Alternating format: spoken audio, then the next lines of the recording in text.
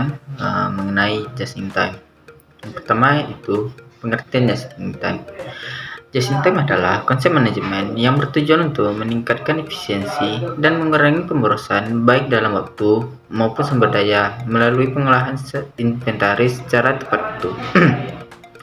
Sistem ini memastikan bahwa bahan baku atau barang hanya diproduksi atau dipesan saat diperlukan dalam proses produksi atau penjualan. Selanjutnya itu konsep dasar just in time. Yang pertama yaitu pengurangan inventaris. Bahan baku atau bahan jadi disimpan seminimal mungkin. Hal ini mengurangi biaya penyimpanan dan risiko kerusakan barang. Yang kedua yaitu produksi. Berdasarkan permintaan, barang diproduksi sesuai dengan kebutuhan pelanggan, bukan berdasarkan prediksi. Yang ketiga yaitu estimasi pemborosan. Menghilangkan aktivitas yang tidak menambah nilai seperti kelebihan produksi, waktu tunggu, atau cacat produk. Untuk peningkatan kualitas, just in time menekankan pada pengendalian kualitas yang ketat karena kesalahan atau cacat dalam proses produksi akan berdampak langsung pada jadwal produksi berikutnya.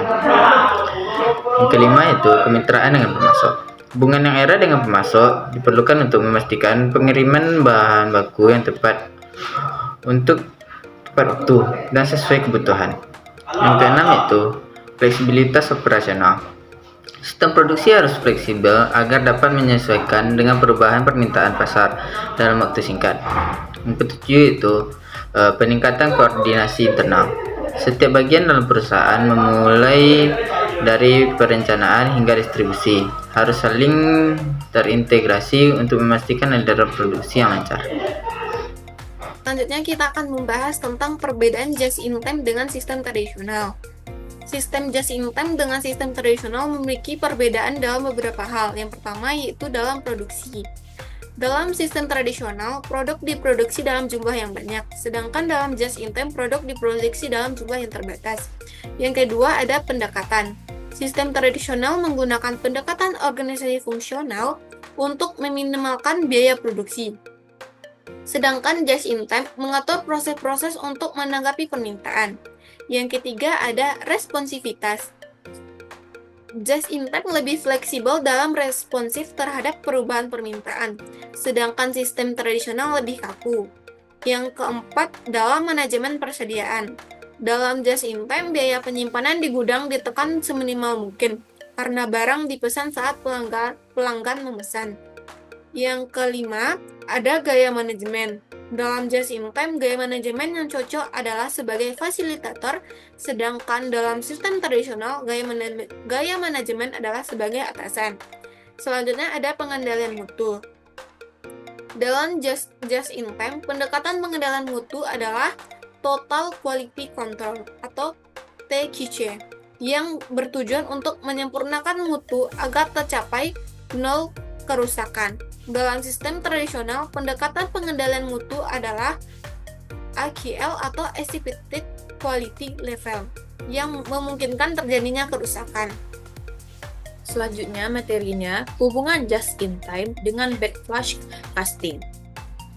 Just in time dan backflash casting memiliki hubungan yang erat karena backflash casting merupakan metode akuntansi yang sering digunakan dalam lingkungan produksi just in time.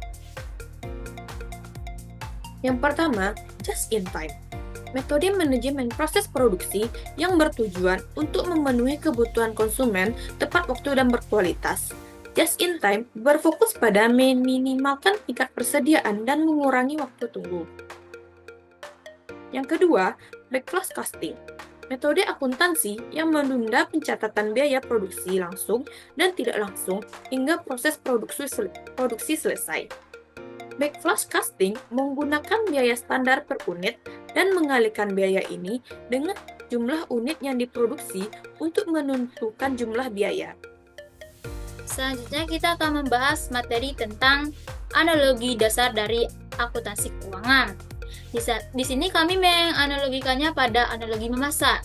Pada analogi memasak pasti ada bahan, proses, dan hasil yang akan didapatkan. seperti yang kita ketahui pada bahannya pada saat memasak yaitu beras, gula atau tepung. Kemudian pada prosesnya, kita akan melakukan proses perebusan, penggorengan, dan pemanggangan. Kemudian akan dihasilkan hasil akhir berupa masakan seperti nasi goreng atau kue bolu. Sedangkan pada akuntansi keuangannya, bahannya bisa berupa data keuangan, yaitu transaksi, biaya, atau pendapatan. Kemudian pada prosesnya yaitu mengumpulkan, mengklasifikasian, dan pengolahan data keuangan, yaitu dalam proses akuntansinya. Selanjutnya itu ada hasil yang akan didapatkan berupa laporan, yaitu neraca, laporan laba rugi, atau arus kas.